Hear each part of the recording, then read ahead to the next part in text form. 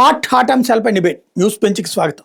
రాష్ట్రంలో జరుగుతున్న తాజా పరిణామాలు, వాటి వెనకాల ఉన్న రెండవ కోణం ఆవిష్కరించే ప్రయత్నం చేద్దాం. ప్రస్తుతం మనతో పాటు ఉన్నారు లక్ష్మణ్, సీనియర్ జర్నలిస్ట్, రాజకీయ విశ్లేషకులు. నమస్తే అండి. నమస్తే. నమస్తే. పవన్ కళ్యాణ్ మొన్న హైదరాబాద్లో చేసినటువంటి హడావిడి తర్వాత నిన్న ఆంధ్రప్రదేశ్కి వచ్చి పొట్టి శ్రీరాములు గారికి నివాళులు అర్పించి ఈ సోషల్ మీడియాలో అటాక్స్ లేకపోతే పవన్ కళ్యాణ్ వ్యక్తిత్వ హననాన్ని ఎదుర్కోవడానికి ఒక ప్రత్యేక గళం అంటూ ఒక టీముని ఏర్పాటు చేయడాన్ని ఎలా చూస్తారు? ఒకటి, రాజకీయ పార్టీ అన్న తర్వాత దేశంలో ఎక్కడైనా పోటీ చేయడానికి అవకాశం ఉంటుంది. ఒకసారి రిజిస్టర్ అయిన తర్వాత రాజకీయ పార్టీ ఏ రాష్ట్రంలో పోటీ చేయాలన్నా మళ్ళీ ఆ రాష్ట్రంలో ఎన్నికల కమిషన్ దగ్గర ఒక లెటర్ పెట్టి పర్మిషన్ తీసుకొని పోటీ చేయడానికి అవకాశం ఉంటుంది. ఆల్రెడీ ఆయన ఇంతకుముందు చేశాడు, ఇక్కడ రిజిస్ట్రేషన్ అయింది తెలంగాణలో. కాబట్టి ఆయన పార్టీని ఇక్కడ పోటీ చేయాలని, పార్టీ తరఫున పోటీ చేయాలనుకోవడంలో తప్పైతే లేదు. కాకపోతే ఏంటి రాజకీయం, ఇక్కడ పార్లమెంట్ ఎన్నికల్లో, అసెంబ్లీ ఎన్నికల్లో, గతంలో జరిగిన ఎన్నికల్లో ఇక్కడ బీజేపీకి అనుకూలంగా ముందు పోటీ చేయాలనుకుని, అంటే కూటమి తరఫున, తర్వాత ఇక్కడ బీజేపీ వాళ్ళు, అంటే తెలంగాణ బీజేపీ వాళ్ళు అటు తెలుగుదేశం ఇటు జనసేన పొత్తు వద్దు, ఆ రెండు ఆంధ్ర పార్టీలు అనేటువంటి పేరు మాట్లాడి ఇక్కడ సెంటిమెంట్ను రగులుస్తారు. కాబట్టి మేమే ఇండిపెండెంట్గా పోటీ చేసుకుంటాము, కూటమి ఇక్కడ వద్దు అనేటువంటి ఇది జరగటం వలన అప్పట్లో పోటీ చేయలేదు, తెలుగుదేశం కూడా పోటీ చేయలేదు. సో ఈసారి ఎందుకు స్ట్రాటజీ మారుస్తున్నారు? రాబోయేటువంటి ఎన్నికల్లో అసెంబ్లీ కానీ పార్లమెంట్లో కానీ ఇక్కడ కూడా తెలుగుదేశం, జనసేన, బీజేపీ కూటమిగా పోటీ చేయాలనేటువంటి ప్రయత్నాలు జరుగుతున్నట్టు మనకు ఈ సిగ్నల్, అంటే ఈ పవన్ కళ్యాణ్ వచ్చి తెలంగాణలో మీటింగ్ పెట్టాలనుకోవటం, ప్రభుత్వం అనుమతి ఇవ్వకపోవటం, తర్వాత ప్రెస్ మీట్ పెట్టడం, క్లియర్గా ఆయన ప్రెస్ మీట్లో మేము రాబోయే ఎన్నికల్లో ఇక్కడ పోటీ చేస్తాము, ఈవెన్ హైదరాబాదు జిహెచ్ఎంసీ ఎన్నికల్లో కూడా మేము పోటీ చేస్తాము అనేటువంటిది ప్రకటించాడు. అంటే ఇక్కడ బీజేపీతో సంబంధం లేకుండా ప్రకటించాడా, బీజేపీ కేంద్ర నాయకత్వాన్ని అనుమతి తీసుకుని ప్రకటించాడా అనేది చర్చ నడుస్తుంది. ఇక్కడ నాకున్న సమాచారం మేరకు ఆయన బీజేపీ కేంద్ర నాయకత్వానికి తెలియకుండా ఏది కూడా చేసే అవకాశాలు కూడా లేవు. ఆయన పూర్తిగా కమిట్మెంట్తో ఉన్నాడు, ఎలాగూ తను బీజేపీతో ప్రయాణం చేయాలని. సో దాన్ని విలేకరులు ప్రశ్న అడిగారు, మీరు ఇక్కడే పోటీ చేస్తున్నారు ఏంటి, మరి ఇక్కడ బీజేపీ వాళ్ళు వద్దంటారు కదా అంటే, మీరు ఇక్కడ బీజేపీ వాళ్ళని అడగండి ఆ విషయం అని చెప్పాడు.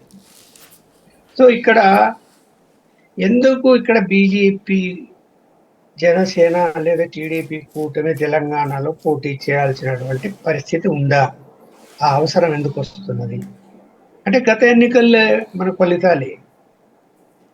గత ఎన్నికల్లో ఇండిపెండెంట్గా బీజేపీ పోటీ చేయటం వలన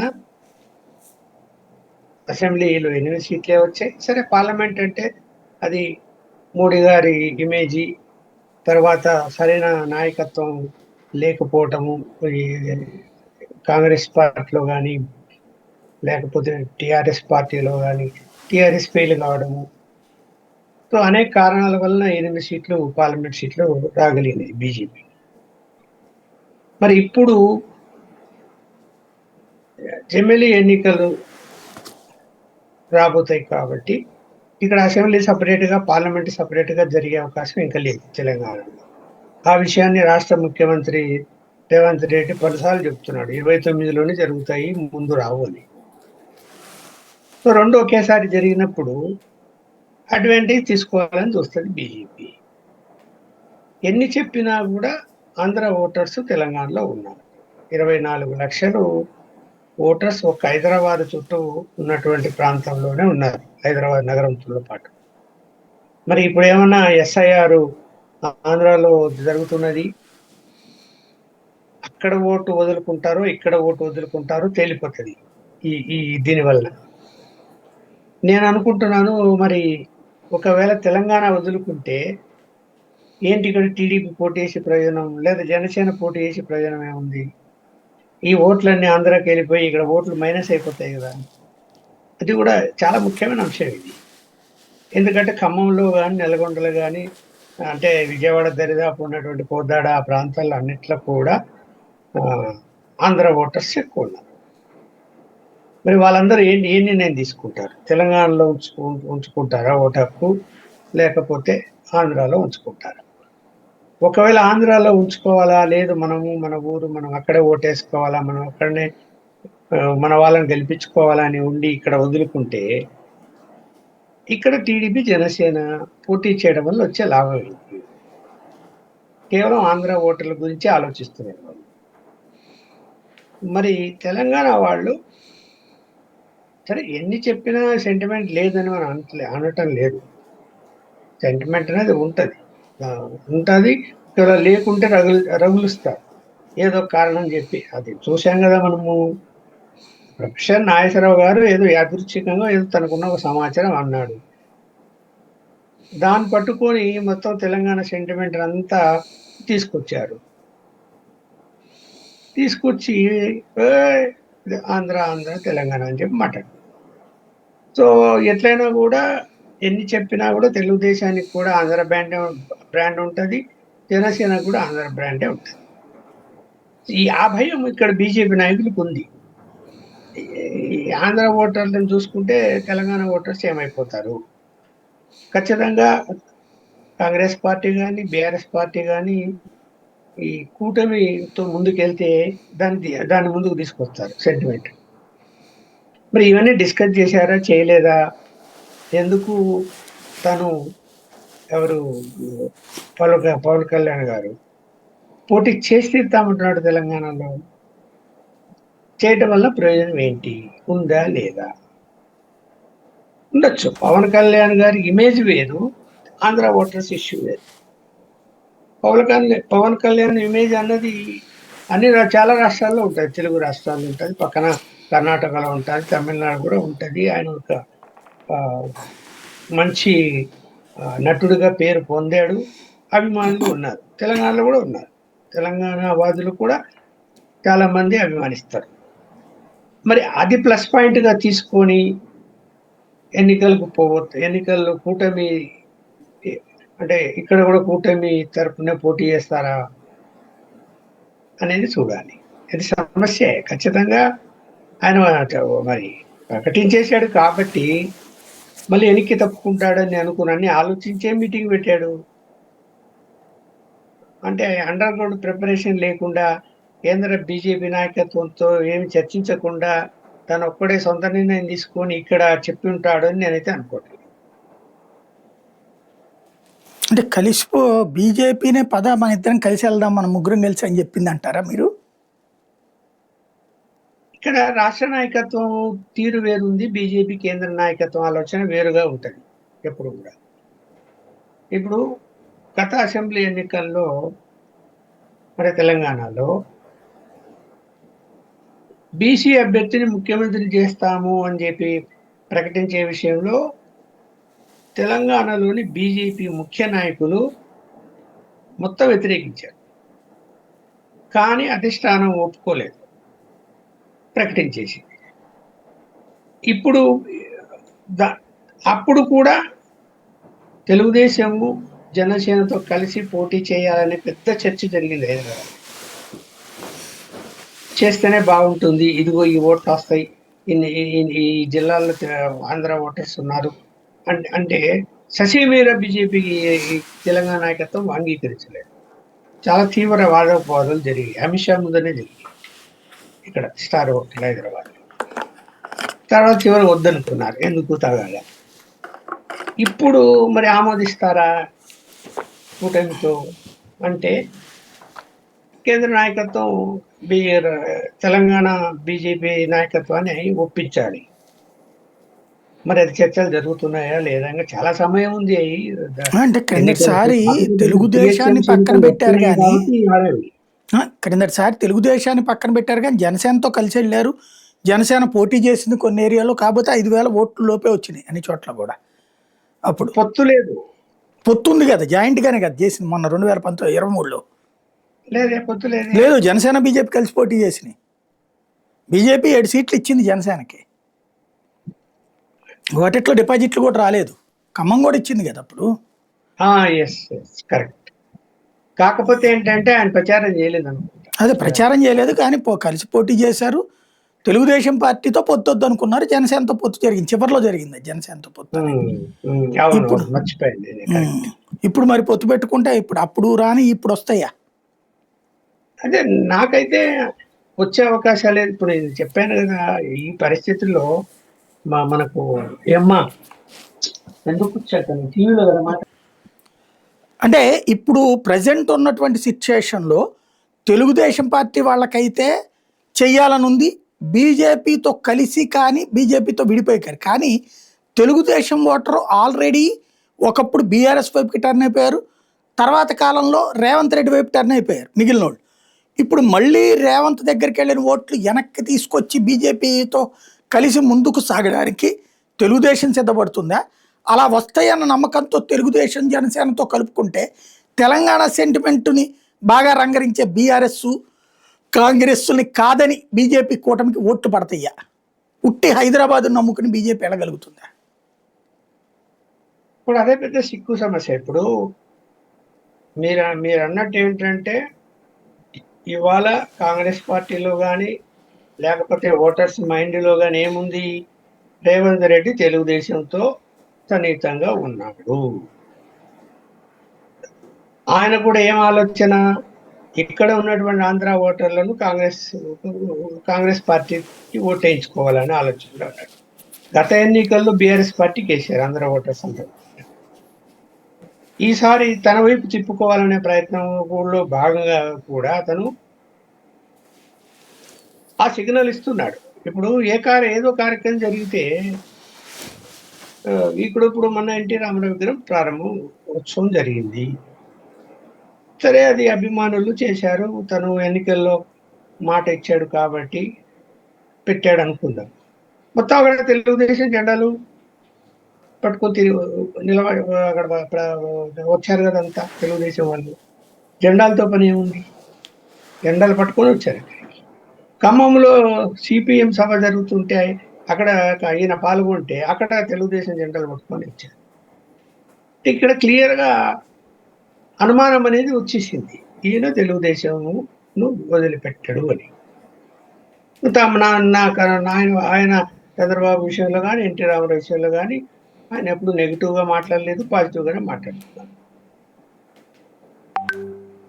ఇప్పుడు ఆ సిగ్నల్ పోయినప్పుడు చంద్రబాబు నాయుడు గారు మరి ఏమైనా ధైర్యం చేస్తాడా?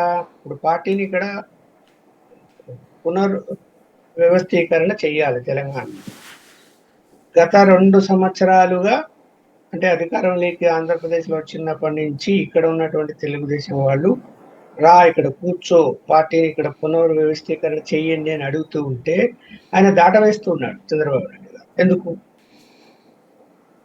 ఇక్కడ వాళ్ళకి ఆయన హైదరాబాద్ వచ్చి 2 రోజులు ఉన్నా కూడా ఇక్కడ వాళ్ళకి తెలుగుదేశం ముఖ్య నాయకులు ఎవరికి కూడా అపాయింట్మెంట్ కూడా ఇక్కడ ఇవ్వడం లేదు. నాకు ఇక్కడ ఉన్నటువంటి ఒక ముఖ్య నాయకుడే చెప్పాడు, మాకు ఇక్కడికి వస్తే కూడా మాకు అపాయింట్మెంట్ ఇవ్వడం లేదు, అక్కడ అసలు ఇవ్వరు. మరి దాని అర్థం ఏంటి అంటే రేవంత్ రెడ్డికి సపోర్ట్ చేయాలనుకున్నారు ఇండైరెక్ట్గా రేపు ఎన్నికల్లో. దాన్ని బీజేపీ గమనించదా? గమనిస్తుంది కదా. నేనేమనుకుంటున్నానంటే చంద్రబాబు నాయుడు ఏదో రాజకీయం చేస్తాడు అనేటువంటి ఒక ఆలోచన వస్తే గనక కేంద్ర నాయకత్వానికి ఖచ్చితంగా పవన్ కళ్యాణ్ ముందు పెడతారు. సరే, నీ సంగతి తర్వాత అని. ఇప్పుడు అలాగే ఆయన ముందు పెట్టారని నేను అనుకుంటున్నాను. ఎందుకు జిహెచ్ఎంసీ ఎన్నికలు వస్తున్నాయి, లెట్ స్టార్ట్. వచ్చాడు, స్టార్ట్ చేశాడు. సరే, ఇప్పుడు ప్రతాపాలు నువ్వు అడుగు పెట్టద్దు, మీ అయ్యే సత్తా ఇవన్నీ మాటలు వేరు, పోటీ చేయడం వేరు. పోటీ చేసి చేస్తారు రాజ్యాంగబద్ధంగా. బీజేపీ ఇక్కడ బీజేపీ నాయకత్వం కూడా ఏం చేయగలుగుతుంది? ఇప్పుడు కేంద్ర నాయకత్వం మీరు లేదు, పవన్ కళ్యాణ్తో కలిసి ఉండాల్సిందే అని చెప్పారనుకోండి, తప్పదు కదా. ఇప్పుడు కూడా పవన్ కళ్యాణ్ గారికి సపోర్ట్ గానే మాట్లాడారు బీజేపీ నాయకులు నిన్న జరిగిన ఇష్యూలో. ఎవరు? రాష్ట్ర బీజేపీ నాయకులు. రాజకీయ పార్టీ అది ఎక్కడికైనా వస్తుంది, పోటీ చేస్తారు, పోతారు, మీరెవరు రావద్దని చెప్పడానికి అని మాట్లాడారు కదా. సో అంతా స్టార్ట్ అయింది. ఒకవేళ తెలుగుదేశం విషయంలో అనుమానాలు ఉన్నా కూడా పవన్ కళ్యాణ్ విషయంలో ఇక్కడ బీజేపీ నాయకత్వానికి అనుమానం అయితే లేదు. సో ఖచ్చితంగా కలిసి రేపు జిహెచ్ఎంసీ ఎన్నికల్లో పోటీ చేసే అవకాశం ఉంటుంది. అంటే క్రిందటిసారి విడిగా బండి సంజయ్ ఉన్నప్పుడు విడిగా పోటీ చేశారు. దాదాపుగా 48 ఎన్ని వచ్చినాయి, టీఆర్ఎస్తో సమానంగా వచ్చినాయి, 2-3 సీట్లు తేడాలు. అప్పుడు ఇండివిజువల్గా పోటీ చేస్తేనే వచ్చింది. ఇప్పుడు జనసేనతో కలిసి పోటీ చేస్తే అవి వస్తాయా పోతాయా? అంటే ఇక్కడ సిటీలో ఉన్నటువంటి ఓటర్స్ కొంచెం విచిత్రమైన ఎలా ఉంటుందంటే,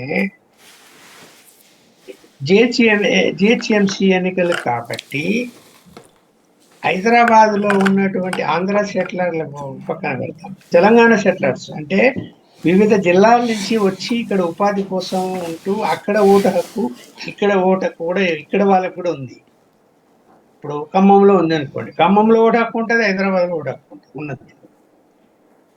వీళ్ళు ఏం చేస్తారు? పార్లమెంట్ ఎన్నికలు, అసెంబ్లీ ఎన్నికలు వస్తే ఊర్లకి వెళ్ళిపోయి అక్కడ ఓట్లు వేస్తారు. జిహెచ్ఎంసీ ఎన్నికల్లో వెళ్ళడానికి అవకాశం లేదు, అక్కడ ఎన్నికలు ఉండవు కదా. అందుకని తెలివిగా అక్కడ ఎన్నికలు జరిపేశాడు. ఇది మున్సిపల్ కార్పొరేషన్ ఎన్నికలు, మిగతా అన్ని కూడా. సో ఇక్కడ ఓటర్స్ ఇంకా అక్కడ పోవడానికి అవకాశమే లేదు, ఇక్కడే ఓటేయాలి. ఇక్కడే ఓటేయాలంటే ఎవరికి వేస్తారు? కాంగ్రెస్ పార్టీ వేయించుకోవాలి అని ఆయన. అందుకని జిహెచ్ఎంసీ ఎన్నికలను ఆపాడు, దీన్ని డివిజన్ చేశాడు. తను ఒక ఎత్తు అంటే ఎట్లయినా సరే కాంగ్రెస్ స్వాధీనం చేసుకోవాలి అనేటువంటిది ఉంది రేవంత్ రెడ్డికి. దానికి తెలుగుదేశం సహకరిస్తున్నదేమో అనేటువంటిది ఉండే. అది ఇవాళ కేంద్ర బీజేపీ నాయకత్వం చాలా సీరియస్గా దాని మీద వర్కౌట్ చేస్తున్నది. ఏం చేస్తారు వీళ్ళు? సరే, ముందు ఈయనను పంపించారు అని నేను అనుకుంటున్నాను. ఈయన వచ్చాడు, దాన్ని ధ్వజమెత్తాడు, అది ఇంకా ఆగదు. తన వల్ల వస్తాడు, కార్యక్రమాలు అవి చేస్తారు. ఎన్నికలు ఎలక్షన్స్ వస్తే, మున్సిపల్ కార్పొరేషన్, హైదరాబాద్ కార్పొరేషన్ ఎన్నికలు వస్తే ఖచ్చితంగా పొత్తుతోనే పోటీ చేయొచ్చు అని నేను అనుకుంటున్నాను. ఎందుకు అంటే ఇక్కడ ఈ ఎన్నికలు అక్కడంగా ఎస్ఐఆర్ కంప్లీట్ కాకముందే ఇక్కడ ఎన్నికలు జరుగుతాయని నేను అనుకుంటున్నాను. జరిగినప్పుడు ఒకవేళ ఓటు హక్కు ఇక్కడ వద్దనుకుంటే, ఇప్పుడు ఉంది కాబట్టి ఇప్పుడు వేసే అవకాశం ఉంటుంది. అయితే నష్టమైతే ఉంటుంది, ఎందుకంటే తెలంగాణ సెంటిమెంట్ ఎన్ని చెప్పినా కూడా అటు కాంగ్రెస్ కానీ ఇటు బీఆర్ఎస్ పార్టీ కానీ లేవనెత్తుతారు. ఆంధ్ర పార్టీ, ఆంధ్ర వాళ్ళు అనేది లేవనెత్తారు. లేవనెత్తినప్పుడు నష్టమే జరిగే అవకాశం ఉంటుంది, లాభం జరుగుతుంది నేనైతే అనుకుంటాను. ఇండిపెండెంట్ గా పోటీ చేస్తేనే మీరు అన్నట్టు మళ్ళీ బీజేపీ ఇక్కడ ఎన్నికల్లో సక్సెస్ కావడానికి అవకాశం ఉంది. ఎందుకంటే బీఆర్ఎస్ పార్టీని ఏం జరిగిందో చూసాను. ఏంటంటే పవన్ కళ్యాణ్ అక్కడికి రావడం సరే, ఇదంతా ఒక ఎత్తు. పవన్ కళ్యాణ్ అక్కడ వచ్చిన తర్వాత ఆయనకి అక్కడ అనుమతి పోలీసులు నిరాకరించినట్ట, ప్రభుత్వం నిరాకరించినట్ట? ఎందుకంటే పవన్ కళ్యాణ్ అక్కడ ఆవేశంగా మాట్లాడారు, ఇప్పుడు ఇక్కడికి వచ్చాక రేవంత్ చేసుండరు, కాంగ్రెస్ ప్రభుత్వం చేసుండదు అన్నటువంటి మాట మాట్లాడుతున్నారు. అంటే కింద స్థాయి అధికారులు ఎవరో చేసుంటారు తప్పు అన్నటువంటిది. అలాగే కేటీఆర్ నిన్న ఇది మా అబ్బ జాగిరే, మా వాళ్ళ జాగిరే అని చెప్తున్నటువంటి దాని మీద కూడా కేటీఆర్ కూడా అలాగా రఫ్గా మాట్లాడి ఉండరు అంటున్నారు. దీన్ని ఎలా చూడాలి? ఇక్కడ అది కాదండి,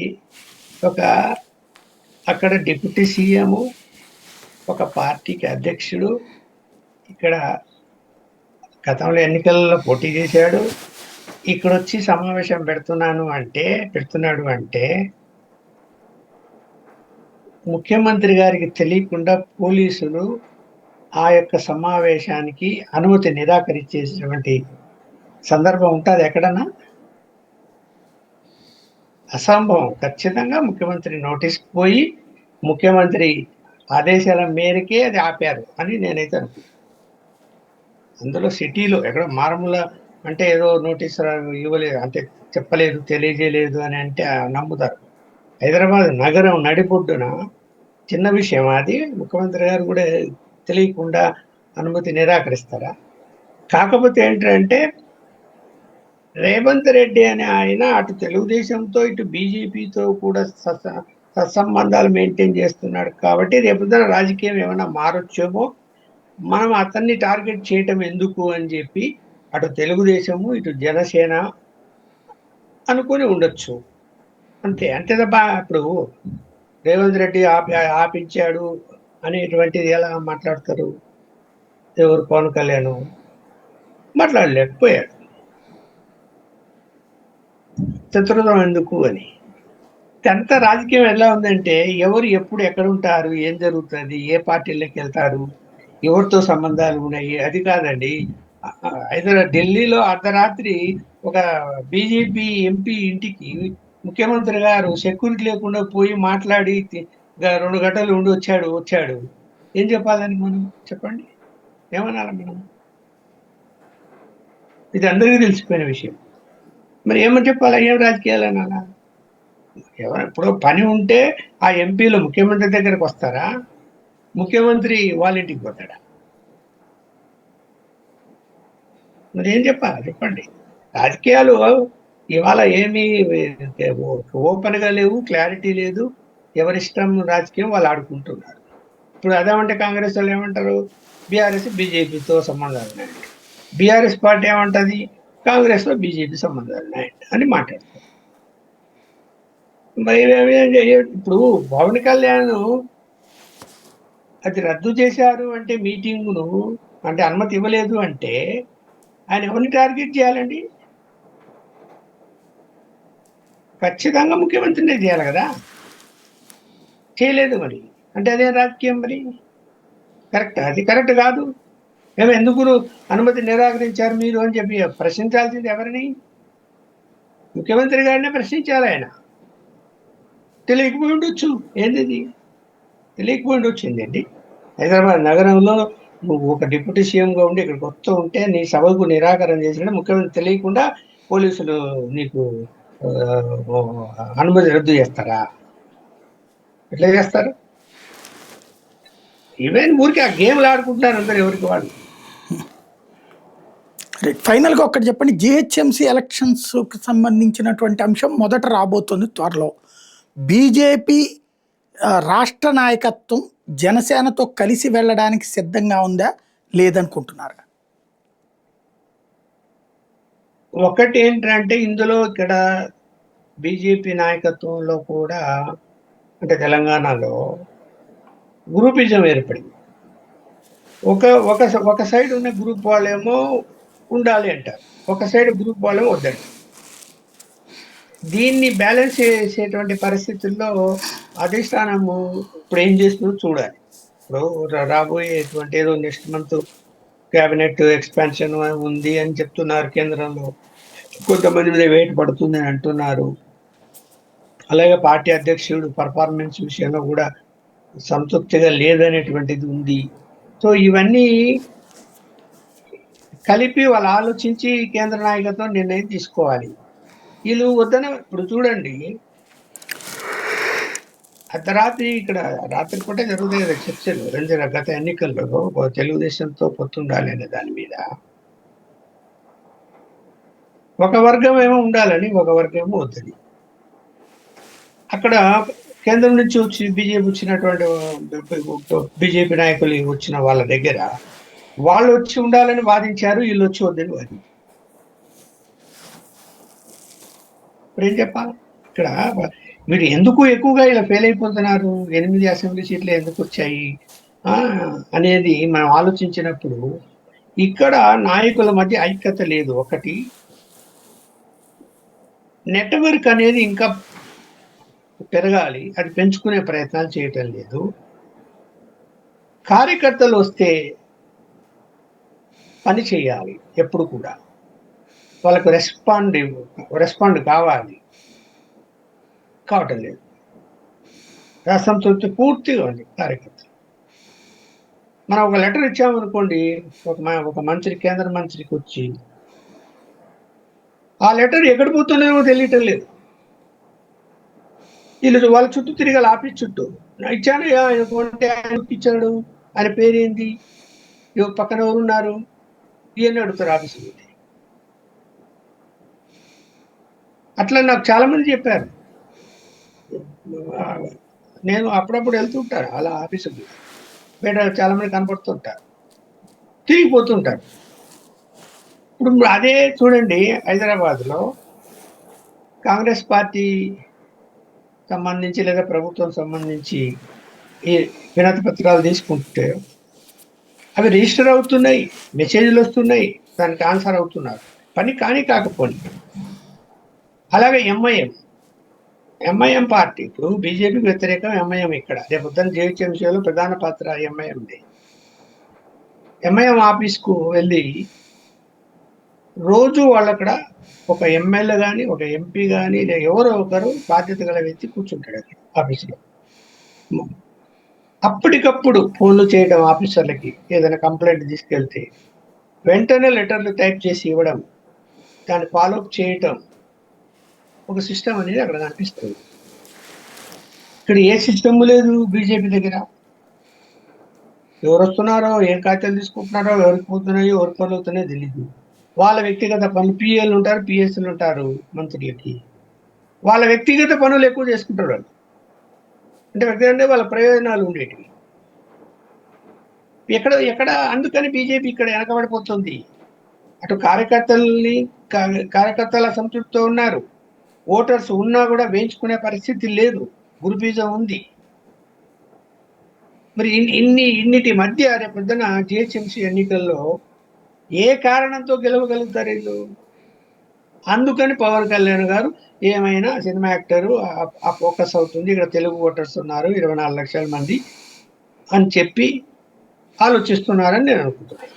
రైట్, కంక్లూడ్ చేసే ముందు పవన్ కళ్యాణ్ ఇప్పుడు ఒకవేళ జనసేన బీజేపీ కలిసి పోటీ చేసినాయి అనుకుందాం. మొన్నటిసారి అసెంబ్లీ ఎలక్షన్స్ అప్పుడే తెలుగుదేశం జెండాలతో రేవంత్ రెడ్డి వెనకాల ప్రచారం చేశారు, మీరే చెప్పారు. పార్లమెంట్ ఎన్నికల్లో కూడా అదే జరిగిందని. ఇప్పుడు తెలుగుదేశం సింపథైజర్స్ ఎక్కువ యాక్చువల్గా చెప్పాలంటే హైదరాబాద్లో కూకట్పల్లి అదంతా కూడా. ఆ ఓటర్లు ఇప్పుడు టర్న్ అయ్యి పవన్ కళ్యాణ్ మనవాడు కదా, మన ఆంధ్రావాడు కదా, చంద్రబాబు గారితో కలిసి ఉన్నాడు కదా, భారతీయ జనతా పార్టీ కూడా చంద్రబాబుతో కలిసి ఉంది కదా అని చెప్పేసి రేవంత్ వెనకాల తిరుగుతున్నటువంటి వాళ్ళు ఇప్పుడు టర్న్ అయ్యి ఇటు వస్తారా? వచ్చే అవకాశమే లేదు. ఎందుకు చెప్పనా? వచ్చే అవకాశం ఎప్పుడు ఉంటుంది? చంద్రబాబు నాయుడు హైదరాబాద్లో కూర్చొని ఆ సామాజిక వర్గం వాళ్ళని పిలిపించుకొని గట్టిగా మీరు పనిచేయాలి అని చెప్పి తను కూడా ఇన్వాల్వ్ అయితే తప్ప వాళ్ళు ఎందుకు వస్తారండి? పోయినసారి ఎందుకు బీఆర్ఎస్కి వేశారు ఓట్లు? మొత్తం బీఆర్ఎస్ పార్టీకి పోయే ఓట్లు. ఒక్క సీటు రాజాసింగ్ తప్ప హైదరాబాద్ సిటీలో 12-13 నియోజకవర్గాల్లో బీజేపీ ఒకటి గెలవలేదా? మొత్తం ఓడిపోయారు. ఎట్లా ఓడిపోయారు? బీఆర్ఎస్ పార్టీకి మెజారిటీ, కాంగ్రెస్ ఒకటి సీట్ వచ్చి మిగతా బీఆర్ఎస్ పార్టీలో వచ్చాయి. వాళ్ళంతా వేయగలిగితేనే కదా. ఇప్పుడు ఏంటి? ఇప్పుడు ఎన్ని చెప్పినా కూడా రాజకీయ పరంగా చంద్రబాబు నాయుడు గారు రేవంత్ రెడ్డిని వ్యతిరేకిస్తాడని నేనైతే అనుకోవటం లేదు. ఇప్పటి వరకు ఆయన ఏ విషయంలో కూడా రేవంత్ రెడ్డికి వ్యతిరేకంగా మాట్లాడలేదు. నేను ఇందాకనే చెప్పాను కదా, అయ్యా ఇక్కడ తెలుగుదేశం పార్టీని పునరుద్ధరించండి, ఇక్కడ మేమంతా పనిచేస్తామని చెబుతూ ఉంటే కూడా ఆయన పలకడం లేదు, పట్టించుకోవడం లేదు. హైదరాబాద్ నగరంలో ఉండే ముఖ్యమైన తెలుగుదేశం నాయకులకు కూడా ఆయన అపాయింట్మెంట్ కూడా ఇవ్వడం లేదు, హైదరాబాద్కి వచ్చినని చెప్పే కదా. మరి దాని అర్థం ఏంటి? ఖచ్చితంగా అతను వచ్చి గట్టిగా మాట్లాడి అందరినీ కలుపుకొని పోయి కూర్చోబెట్టుకొని పనిచేయండి అంటే తప్ప ఆ కమ్యూనిటీ వాళ్ళు కూడా అప్పుడు ఓహో చంద్రబాబు నాయుడు గారు బీజేపీ ఓట్లు ఏమన్నారు, మనం వేయాలని అనుకుంటారు. కానీ ఇలాంటి ఎందుకు అనుకుంటారండి? పవన్ కళ్యాణ్ చూసి ఎందుకు అనుకుంటారు? కూటమిలో ఉన్నంత మాత్రాన అనుకోరు. ఖచ్చితంగా నష్టమే జరుగుతుంది. అది ఆయన ఏం చేస్తాడు అనేది చంద్రబాబు నాయుడు గారి రాజకీయం ఏం చేస్తాడు అనేది ఇప్పటివరకు బయటపడలేదు. ఇప్పటి వరకు ఇక్కడ కూటమి ఉండాలి, ఇక్కడ కూడా తెలంగాణలో అనే దాని మీద ఏం చేశాడు చెప్పండి? ఏమి చేయలేదు. ఇప్పుడు ఈయన ఎంటర్ అయ్యాడు, ఎవరు పవన్ కళ్యాణ్ గారు. ఇక్కడ వచ్చే పోటీ చేసి తెస్తామని మాట్లాడాడు. సరే, గొడవలు ఏమైనా జరగని తయారు చేసి తెస్తామన్నాడు. ఏం ఆపుతారు? రేపు చేస్తే ఎవరు ఆపలేరు కదా. మరి ఆ మాట అక్కడ తెలుగుదేశం పార్టీ నుంచి రావాలి కదా. ఎవరు రావాలి అంటే ఎవరు చెప్పాలి? చంద్రబాబు నాయుడు గారు చెప్పాలి కదా. కొన్ని తెలుగుదేశం వాళ్ళు ఎవరైనా మాట్లాడుతున్నారా ఇంత జరిగితే? ఆంధ్రప్రదేశ్లో ఉండే తెలుగుదేశం వాళ్ళు ఎవరు మాట్లాడడం లేదే మరి. బాబు గారు మాట్లాడారు, బాబు గారు మాట్లాడారు నిన్న. తప్పు అట్లాగా ఎవరేం చేశారో జనానికి తెలుసు, అనవసరమైన మా గొడవలు క్రియేట్ చేయొద్దు అనేసి పవన్ అన్న మా దాంట్లో తప్పేం లేదు.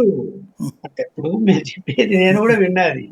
ఆయన గొడవలు చేయొద్దు అనే మాట మాట్లాడుతున్నాడు తప్ప, లేదు మేము కూడా పోటీ చేస్తాం రేపు అక్కడ అనే మాట మాట్లాడాలి అంటున్నా నేను. Right right right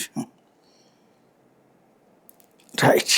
thank you very much అండి. ఇది పరిస్థితి. ఓవరాల్గా పవన్ కళ్యాణ్ ఆవేశమా, పవన్ కళ్యాణ్ ప్రణాళిక, భారతీయ జనతా పార్టీ పవన్ నడిపిస్తోందా లేదా పవనే భారతీయ జనతా పార్టీ నడిపించబోతున్నారా, తెలుగుదేశం వ్యూహం ఏంటి, ఇవన్నీ కూడా ఇప్పుడు మొత్తం కదిలిపోయింది రాజకీయం. మొత్తాన్ని కెలికేశారు పవన్ కళ్యాణ్. ఏం జరుగుతుందో చూడాలి.